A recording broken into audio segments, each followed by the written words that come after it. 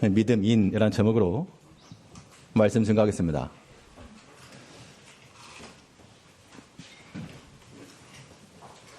영어 문제를 하나 낼 테니까 혹시 가능하신 분들은 작문을 한번 해보시기 바랍니다. 테이블 아래 고양이가 있다. 테이블 아래 고양이가 있다. 그러면 우리 말로는 테이블 아래 고양이가 있다. 이렇게 말이 되는데 이걸 영어로 쓰려고 그러면 고양이가 있다. 테이블 아래 이렇게 순서가 바뀝니다. 그래서 이 고양이가 있다. 테이블 요걸 연결해 주는 단어가 이제 언더겠죠. 언더 더 테이블 그러면 테이블 아래니까 이런 전치사를 해석할 때는 순차로 통역하거나 번역할 때 거꾸로 해석할 필요가 있습니다. 무슨 말인가 하면 내가 이제 고양이를 키우는 주인입니다. 고양이를 키우는 주인 입장에서 보니까 고양이가 테이블 밑에 있는 겁니다. 그래서 테이블 아래에 있다라고 말하는 것인데 고양이 입장에서 보면요. 고양이 입장에 보면 테이블이 내 위에 있는 겁니다.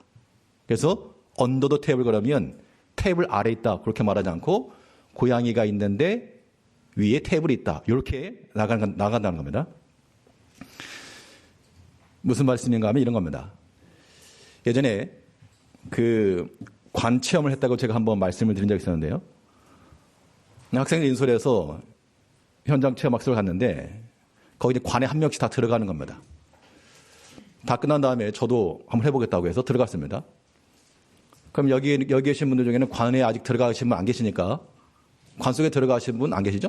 연세가 있으셔서 저는 들어가 봤습니다. 그러면 한번 생각을 해보십시오. 들어가 보셨어요? 생각을 해보십시오. 관 속에 들어있는 나. 그러면 관이 있고 관 뚜껑 열려 있고 우리는 아직 안 들어간 겁니다. 바깥에서 생각하기를 관 속에 들어있는 나를 지금 생각하는 거죠. 그러나 정작 나 자신은 관 속에 있다라고 하는 내가 생각을 했지만 나는 관 밖에 있는 겁니다. 관 속에 들어갔다는 말은 무슨 말인가 하면요. 정말 그 안에 뚜껑이 딱 닫히는 순간 아무것도 안 보이고 관 뚜껑하고 제 얼굴 사이가 몇 센치가 안 돼요. 상당한 압박감. 그러니까 관 속에 있다라고 하는 건데 바깥에서 봤을 때 관 속에 있다라고 하는 거는 빛이 있고 사람들 있고 돌아다니는 걸 뻔히 보면서 관 속에 있는 나를 생각하는 거 그게 아니고 실제로 그 속에 들어가가지고 뚜껑이 닫혀버리면 그 안에서는 아무것도 보이지 않고 캄캄하며 그 적막과 압박감이 오는 그 상황이 관 속에 있는 것이죠. 우리가 그리스도 안에 있다, 믿음 안에 있다 하는 거 똑같은 겁니다.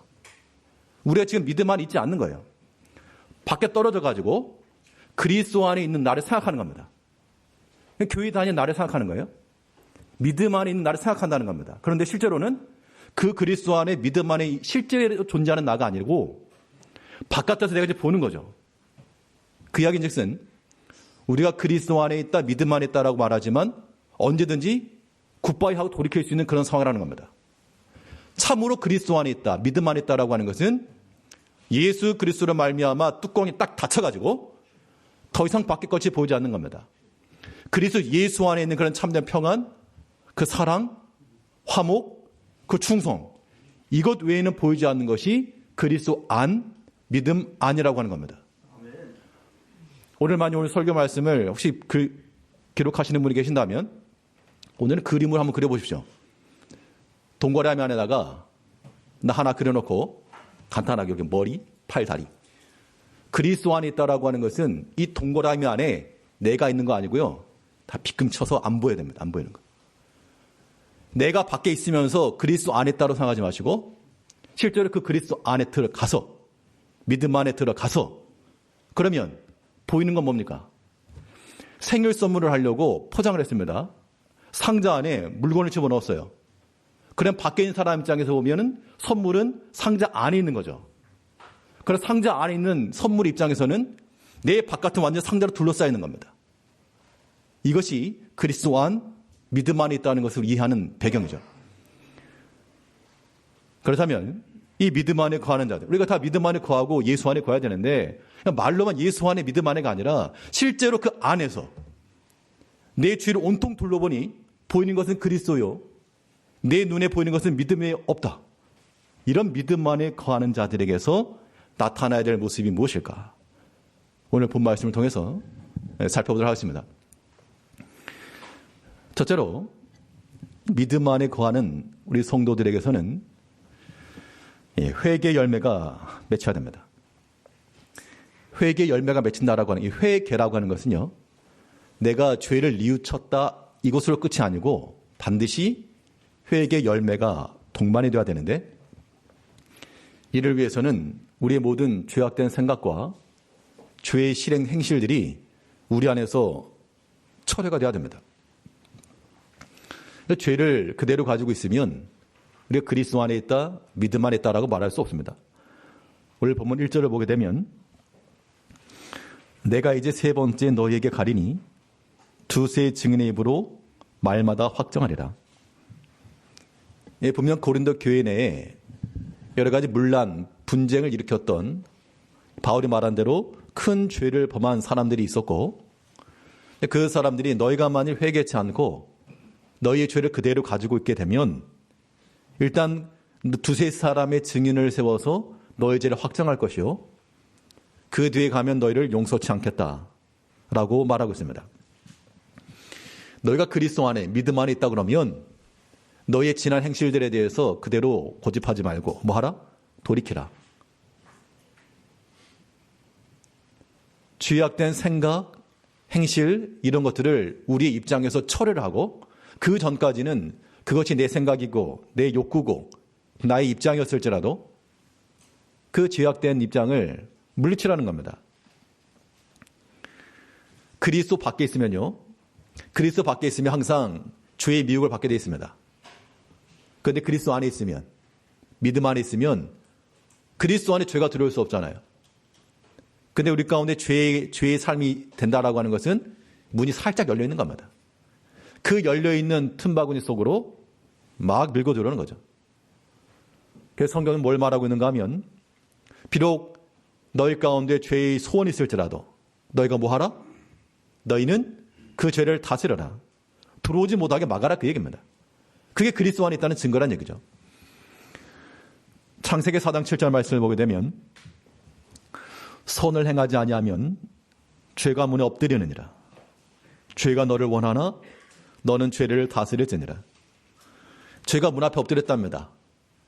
그래가지고 문 열면 휙 들어오려고 문 앞에 항상 대기하고 있는 대기조와도 같이 그 죄가 문 앞에 엎드려 있는데, 그래서 노크를 하면서 좀 들어갑시다. 그럴지라도 너는 죄를 다스릴지니라. 그리스도 안에 있다라고 하는 것은 죄악된 삶과는 관계가 없는 겁니다. 우리가 어떤 죄를 범한다 할 때, 우리가 어떤 윤리적으로나 도덕적으로 뭐 살인을 한다든지 뭐 그런 죄를 말하는 거 아닙니다. 우리 삶 가운데 있는 모든 하나님께서 기뻐하지 아니하시는 그러한 행실들, 그러한 생각들, 이런 것들에 대해서 그 모든 것들이 들어오지 않도록, 그래야지만 우리가 예수 안에 있는 거예요. 믿음 안에 있다, 그리스도 안에 있다라고 하는 것은 내가 예수 밖에서 말하는 것이 아니라 그 안에서 말하는 겁니다. 실질적으로 그러한 죄악된 것들이 들어오지 않는 겁니다. 영향력을 미치지 못하는 거죠. 비록 죄의 소원은 우리 가운데 있을지라도 너희는 못하라, 그 죄를 다스릴지니라. 그러면 죄가 우리를 원한다 그랬는데 어떤 죄가 우리를 원할까? 여러 가지 면에서 우리가 처해 있는 상황 가운데서 각양 탐심이라고 하는 것들이 죄의 형태로 우리 가운데 노크를 할 때 문을 열게 되면 우리는 그리스도 밖으로 나갈 수밖에 없는 거니까 그 안에서 모든 죄악된 생각이나 죄악된 행실들, 이런 것들을 다 물리쳐야 되겠습니다. 회개의 열매라 그랬습니다. 이거는 우리가 하나님 앞에 개인적으로 범하는 그런 죄악들에 대해서 회개하는 것 당연하고요. 그러니까 이것이 그 반복이 되지 않으려면, 우리가 회개라고 하는 걸 말할 때 가장 우리의 약한 점이 반복이라고 하는 겁니다. 왜 반복이 될까? 반복이 되는 이유는 그 우리 죄에 대해서 우리 속으로만 그냥 뉘우치기 때문에 그런 거예요. 그럼 사람이 지은 죄를 어떻게 밖으로 고백합니까? 참된 회개라고 하는 것은 죄의 고백부터 가는 겁니다. 죄를 인정하는 거죠. 우리의 죄를 인정하고 나는 용서받지 못할 죄인인데 하나님의 그 사주하심의 은총에 의거하여 용서를 구합니다. 이렇게 나아가게 되면 그 다음부터는 그런 죄 범할 수가 없죠. 왜냐하면 다 드러났는데 겉으로는 내가 선한 것처럼 경건한 것처럼 그렇게 보였는데 나의 모든 죄악된 것들이 드러났다. 혹은 공개를 해왔다. 그럼 동일한 것을 똑같이 할 수가 없다는 얘기입니다. 사람에게도 마찬가지입니다. 우리가 믿음의 형제들의 관계성 속에서 어떠한 죄를 범했다. 죄라기보다도 어떤 서운하거나 혹은 미안한 일을 했다. 그러면 내가 참 미안한데 혼자만 막 기도하면서 용서해 주십시오. 그렇게만 하는 게 회개가 아니고, 회개 열매라고 하는 것은 그 당사자에 가서 그러한 미안함을 이야기하고 내가 이러이러한 측면에 있어서 내가 참 미안하다. 용서를 구한다. 그렇게 하는 것이 회개 열매를 구하는 겁니다. 그렇게 해야지만 동일한 것을 반복하지 않을 가능성이 있는 거예요. 그런데 내가 만약 누군가를 미워했다. 근데 말씀 듣고 기도하다 보니까 마음이 상해가지고 하나님 잘못했습니다. 미워하지 않게 해주세요. 그랬다가 또 미움이 생기는 겁니다. 왜냐하면 이걸 죄를 고백하지 않았기 때문에, 용서를 구하지 않았기 때문에 그러죠. 실제로 용서하라 그러면 다들 용서하고 난리칠 텐데, 그래도 우리가 참된 회개 열매라고 하는 것은 우리의 모든 죄가 고백되어지고요. 물론 죄의 고백이라고 하는 것도 덕이 되지 않는 것들을 막 말하고 발설하는 것은 합당치 지혜가 없는 겁니다. 분명한 것은 우리 삶 가운데 있는 모든 죄악된 생각이나 그런 행실들이 우리 삶에서부터 물러나야 된다. 이것이 회개 열매를 맺히는 길이요, 믿음 안에 거하는 믿음인들의 삶의 모습인 겁니다. 그러면 이 죄를 물리쳐야 되겠는데 어떻게 하면 죄를 물리칠까? 그걸 죄를 범하지 않고 물리칠 수 있는 힘이 있어야 되겠죠. 그 힘이라고 하는 동력이라고 하는 것이 무엇인가 하면, 그 어린 아이들 같은 경우는 부모가 칭찬해주면 말을 잘 듣습니다. 처음에는요. 그래서 뭐 하다가도 잘했어 그러면 칭찬받았다 되게 좋아합니다. 근데 이 아이가 조금 이제 나이가 지나가면 칭찬해주는 것만 안 하죠. 뭐 칭찬 필요 없다고 안 한다고. 왜냐하면 칭찬해주는 게 엄마 아빠가 나를 이용해 먹는 거 알기 때문에 칭찬해주는 것은 더 동력이 안 됩니다. 그럴 때는 어떻게 하죠? 그럴 때는 금융치료, 돈을 주면 되죠. 그래서 용돈을 주면 이거 충성합니다. 그죠? 그러니까 말로써 무엇을 해라라고 했을 때 그게 칭찬받는 것이 좋은 정도에서 해결되면 하는데, 그 단계가 안 되면요, 그걸로 안 된다는 겁니다. 우리의 신앙생활도 마찬가지죠. 죄를 범하면 안 됩니다라고 하는 걸 이야기했습니다.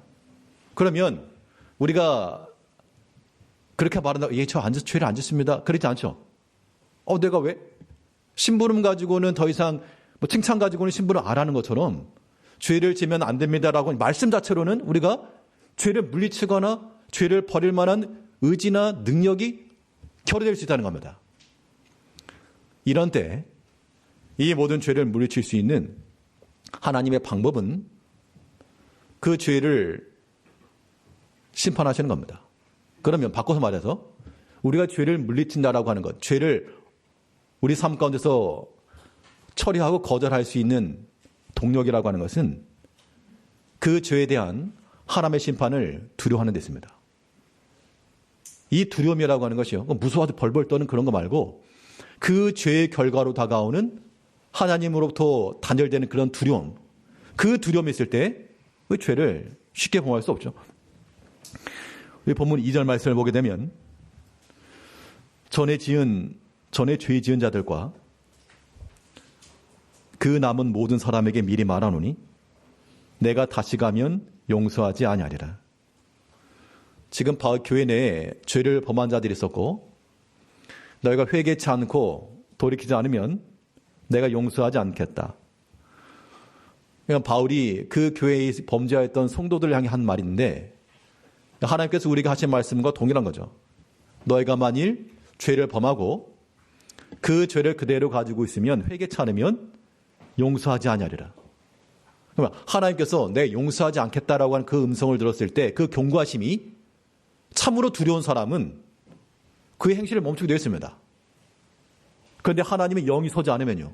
아니 뭐 하나님 자기가 뭐라고 이런 식으로 나가게 되면 자기 하고 싶은 대로 그대로 하는 것이죠. 하나님에 대한 두려움이 없고 죄에 대한 두려움이 없으면 우리가 이 죄를 물리치고 회개 열매 맺을 수 없습니다. 어떤 사람이 그러면 죄를 짓는가? 어떤 사람이 담대하게 죄를 짓는가? 겁이 없는 거죠. 겁이 없는 거. 하나님 향은 두려움 없을 때 죄를 훌라당 짓는 겁니다. 우리 5월 달에 수양회, 체육대회 겸 수양회 우리 하기로 했고, 장소를 이제 답사를 다녀왔습니다. 장로님들과 좀 다녀왔는데, 다녀오는 중에 이야기를 하다가, 남이섬 근처에 번지점프 얘기가 나왔었습니다. 그래서 예전에 애들하고 번지점프를 하러 갔는데, 딸아이는 뛰어내렸답니다. 근데 본인은 무서워가지고 안 했다고. 근데 안 뛰어내린 이유가 무서움도 있었겠지만 거기다가 서약을 뛰어내리게 되면 서약서를 쓰라 그랬답니다. 내가 떨어져가지고 죽거나 뭔 일이 있어도 아무 이의를 제기하지 않는다. 그러면 똑같은 서약서 썼을 것인데 왜 어린 딸은 내려갔을까요? 생각 없으니까. 책임도 없고 그냥 뛰어내리는 게 재밌는 거예요. 뭐 생각이 없다는 어떤 비하가 아니고 그냥 그 뒤가 없는 겁니다. 그런데 만일 가장 입장에서 번지점프 떨어지면 몇 초 걸리지도 않는데 그놈의 거 한번 야 하고 떨어진 거 그거 하려고 내가 만일 어떤 사고를 당했다. 그럼 애들은 어떻게 할 것이며 가정 어떻게 될 것이며 이런 것들을 생각 안 할 수가 없죠. 그럼 이런 것에 대한 최소한의 두려움이 있으면 당연히 안 뛰어내리죠. 그런데 아무런 생각 없으면 그냥 즐거운 겁니다. 전쟁에 대한 공포가 있는 세대는 전쟁을 경험해봤기 때문에 그 무서움을 압니다. 그런데 그 세대를 경험하지 않은 젊은 세대들은 입만 살아가지고 평화 외치는 거죠. 그러나 그 참된 그 전쟁의 공포라는 사람들은 그 두려움이 있다는 겁니다. 우리 하나님 앞에서 마찬가지인데요. 하나님께서 죄에 대해서 벌하시고 하나님의 엄중한 심판이 있는 것을 인지하는 사람들은 그 죄에 대해서 섣불리 행동할 수가 없어요. 죄라고 하는 게 큰 죄, 작은 죄 따로 있는 게 아닙니다. 하나님 앞에서 바로 행하지 않는 것들이 다 큰 범죄입니다. 어떤 죄가 있을까요? 우리가 교회의 공동체니까 하나님의 교회의 공동체 내에서 맡은 사명에 충성하지 않는 게 이거 죄죠. 그러니까 하나님을 두려워하지 않는 자들은 우리가 맡은 사명에 대해서 여기는 대부분 직분자들이니까 우리가 맡은 사명에 대해서 충성하지 않고 그냥 교회 생활하는 거 이것도 하나님 두려워하지 않는 증거입니다. 하나님께서 벌하지 않으시니까 우리가 살고 있는 것이지 그 사명에 대한 책을 묻는다? 그러면 그 뒷감은 어떻게 하시려고? 또 형제들과의 관계성 속에서 서로 미움과 분쟁과 다툼이 있다? 이 또한 내가 옳고 내가 정의롭고 내가 공의로워서 다투는 게 아니라 하나님을 알지 못하는 증거예요. 이거. 하나님을 두려워하지 않기 때문에 감히 형제를 미워하는 거죠. 감히 다툰다는 겁니다. 어떻게 그럴 수가 있어요? 하나님의 교회 그리스도의 교회인데 주님께서 십자가에서 피 흘려서 자기 십자가로 세우신 하나님의 교회인데 어떻게 여기 사람의 목소리가 나오며 사람의 혈기가 나오며 내 기준에 따라서 분쟁과 다툼이 있는가? 이건 불가하다는 겁니다. 근데 하나님 무서운 게 없기 때문에 여전히 자기가 있는 거예요. 그거 합당치 않다는 겁니다. 그거 버리셔야 돼요. 흔히 하는 말이 이런 말이 있죠. 다른 사람의 눈물 흘리게 하면 내 눈에 뭐가 흐른다? 피눈물이 흐른다. 그러니까 우리가 다른 형제들에 대해서 우리가 정당한 말로 상함을 주잖아요. 그러니까 하나님께서 가만히 기다리고 계시다가 네 눈에서 그럼 피눈물 한번 흘려봐라. 그 두려움을 알면 함부로 말할 수 없다니까요. 내가 암으로 오라도 다른 형제가 잘못했어도요.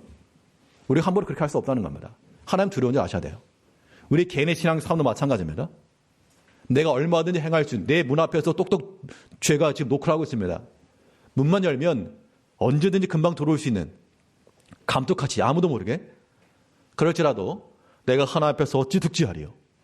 그 두려운 마음을 가지고 사는 사람들은 그리스도 안에서 예수 안에서 믿음 안에서 사는 것이고 그렇지 않고 슬쩍 눈쳐 봐가면서 보는 사람 없을 때 슬쩍 문 열어주고 입 싹 닫고 그것은 믿음 밖에 있으면서 믿음 안에 있는 자기 자신을 상상하면서 하는 겁니다.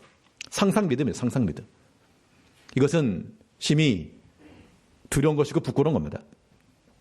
하나님께서 범죄한 자들은 용서치 않으십니다. 그가 비록 아무리 믿음 안에 살았던 자라 할지라도, 예전에 어떤 대단한 일을 했을지라도, 하나님은 그가 비록 너희들이 천사라 할지라도 범죄한 자를 용서하지 않겠다. 그 말씀하셨죠. 베드로후서 2장 4절 말씀에서는 하나님이 범죄한 천사들을 용서하지 아니하시고 지옥에 던져 어두운 구덩이에 두어 심판 때까지 지키게 하셨으며, 천사들이라도 범죄한 자를 용서하지 않으셨다. 우리가 오랫동안 신앙생활을 하면서 내가 많이 봉사했습니다, 열심히 충성했습니다, 그것이 하나 앞에서 면책이 될 수는 없습니다. 우리는 하나님께서는 범죄한 자들은 용서치 않으시고 하나님의 심판 때까지 두신다 했으니까 이제 우리가 하나님 두려운 줄 알고요. 그러니까 이게 두려움이라고 하는 게 뭐 무서워서 벌벌 떠는 그런 두려움 아니라, 그 하나님을 두려워한다는 것 안에는 하나님으로 인한 참된 평안 동시에 있는 겁니다. 하나님을 두려워한다는 것, 하나님이 나를 지키시고 보호하신다는 것 때문에 두려운 거죠. 왕을 두려워한다? 왕의 그 권세와 능력이 있는 걸 알기 때문에 두려워하는 것이죠. 그러면 능력도 없으면 못 얼려 두려운데요. 두려워할 이유가 전혀 없죠. 우리가 하나님을 두려워한다는 것은 우리의 모든 죄악된 것을 심판하시기 때문에 그도 두렵지만, 또 그 두려우신 하나님은 우리의 모든 믿음의 행실에 대해서 설학응답하시고 기름진 것으로 갚으실 그 은혜의 하나님이시라고 하는 겁니다. 이제 우리가 참으로 믿음 안에 거한다라고 하는 것, 믿음 밖에, 그리스도 밖에서는 죄가 꿈틀거리고 똑똑 놓고 해도 그 안에서는 발 붙일 데가 없는 겁니다. 어디 그리스도 안에, 믿음 안에 어디 불충성이 있을 것이며, 어디 게으름이 있을 것이며, 어디 거짓이 있을 것이며, 어디 미움과 분쟁과 다툼이 있을 것인가. 그런 것은 스스로를 욕보이는 겁니다. 참으로 그리스도 예수 안에 있는 참된 이러한 소망과 은총과 사랑과 넘치는 충성함을 가지고 오직 우리 삶 가운데서 모든 죄는 다 버리시고 회개 열매를 충분히 맺혀나가는 믿음인들이 되어야 되겠습니다. 둘째로, 믿음 안에 거하는 자들에게서 나타난 모습은 무엇인가? 우리 믿음인으로 산다는 것은 이 믿음에 확증이 있어야 될 것을 말하고 있습니다. 믿음의 확증이라고 하는 것은 그 물고기, 낚시 좋아하시는 분도 계시겠습니다만, 물이 있다고 해서 다 고기가 있는 거 아니죠. 근데 어느 곳에는 물고기들 막 파글파글 된 데가 있습니다. 그러면 그럴 때는 보통 뭐라고 말하죠? 그런 데를 물반 고기반 그럽니다. 왜냐하면 보이는 게 다 고기예요. 물고기. 그냥 잠자리 채가지고 휙 떠도 한 마리 건질 겁니다. 우리가 믿음 안에 있다라고 하는 것은 물반 고기반처럼 눈에 보이는 게 믿음으로 그냥 바글바글 되는 겁니다. 내 삶 가운데 모든 것들이 다 믿음에 관계된 것이기 때문에 우리가 내가 믿음 안에 있다라고 하는 것을 그렇게 확인할 수 있다, 그런 얘기죠. 믿음의 확증이라고 하는 것이 그러면 어떻게 실천될 것인가 하면, 믿음이라고 하는 것은 우리 속에 있는 게 아닙니다. 우리 집사님들, 권사님들 비타민 사랑하시는 것 같습니다. 비타민.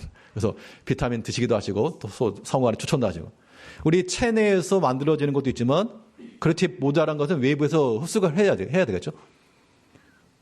마찬가지 믿음이라고 하는 것도, 믿음이라고 하는 것은 우리 내에서 죄악된 우리 안에서 있는 게 아니고 주어지는 겁니다. 그렇기 때문에 믿음의 근본이고 믿음의 원인이 되신 우리가 하나님을 주목하는 것에서만 우리의 믿음의 삶을 살 수 있는 거예요. 믿음의 확증이라고 하는 건 결국 우리가 하나님 안에서 그의 능력을 의심 없이 거짓 없이 믿고 나가는 것인데, 오늘 본문 4절 말씀에서는 우리도 그 안에서 약하나 너에게 대하여 하나님의 능력으로 그와 함께 살리라. 자, 믿음 안에 있다라고 하는 것은요, 아까 선물 포장 얘기 말씀드렸는데 좀 깨지기 쉬운 거라 한번 가정을 해봅시다. 깨지기 쉬운 그 유리 제품의 선물입니다. 그러면 선물 상자 안에다가 내용물을 넣고 그 안에다가 깨지지 않는 보충제, 뽁뽁이, 전문용어로 뽁뽁이, 이런 것들을 좀 같이 넣어주겠죠. 그러면 그 선물 상자 안에 들어있는 내용물은 상자에 의해서 뭘 받고 있는 겁니까? 보호를 받고 있는 겁니다. 우리가 그리스도 안에 믿음 안에 있다라고 하는 것은 참으로 그 안에 있는 자들은 그리스도로 인하여서 보호를 받고 있는 거예요. 그런 마음이 있다니까요. 하나님 안에 있다라고 하는 것은 참으로 하나님 안에 거하게 되면요, 하나님 안에 있는 평안, 그 은총이 우리를 보여주고 있다고요. 그런데 그 안에 있지 못하면 계속 염려되는 겁니다. 하나님이 있다라고 하는 것을 내가 생각은 하고 상상은 하지만 실제로 그 안에 완전히 뚜껑이 닫힌 채로 거하지 못해봤기 때문에 하나님 안에 있는 그런 평안, 은총, 그 즐거움, 기쁨, 이걸 누릴 길이 없다는 겁니다. 바울은 말하기를 내가 비록 약할지라도, 약하다라고 하는 것은 뭐 그리스도 밖에 있다 그런 얘기죠. 그러나 내가 비록 약하나 그러나 하나님의 능력 안에서 내가 살아간다. 이거는 그리스도 밖에서가 아니라 그리스도 안에 내가 뚜껑 닫혀 살기 때문에 나는 비록 약할지라도 나를 지키고 보호하는 하나님의 능력으로 산다는 것을 지금 이야기하고 있는 겁니다. 그 안에서 약하나 너희에 대하여 하나님의 능력으로 그와 함께 살리라. 이 말은 즉슨 그대로 고린도 교인들이 전달하는 것이죠. 우리가 하나님의 능력 안에서 사는 것처럼 너희도 그리스도 안에 그 하나님의 능력으로 살라. 그 이야기를 하고 있는 겁니다. 그러니까 우리가 예수 안에 있다라고 하는 것은 그 그리스도로 인하여서 우리가 뭐를 받고 있습니까? 보호를 받고 있다. 이거는 우리의 굉장한 즐거움을 주는 겁니다. 예수 믿는 즐거움이 여기 있는 거죠. 여전히 약하나 그러니까 세상에 문제될 것도 많고 근심도 많은데, 그런데 그리스도 예수 안에 있는 자들에게는 그 안에 있는 평안과 안식과 그 영적인 만족감을 가지고 산다는 겁니다. 비록 밖에서는 시끄러울지라도 예수 안에서는 흔들림이 없는 거죠. 우리가 그리스도 안에 있다라고 하는 것 상상 믿음이 아니고요. 실제로 그 안에서는 뭘 누린다? 평안과 자유가 있다. 보호를 받고 있다라고 하는 그런 믿음의 인지가 있으셔야 돼요. 우리 베드로전서 1장 5절 말씀에서는 너희는 말세에 나타내기로 예비하신 구원을 얻기 위하여 믿음으로 말미암아 하나님의 능력으로 보호하심을 받았느니라. 그러니까 하나님의 능력 안에 있다라고 하는 것, 이거는 우리가 항상 생각해 볼 문제인데요. 우리의 신앙 고백 가운데 제일 첫마디 이겁니다. 전능하신 하나님 믿습니다.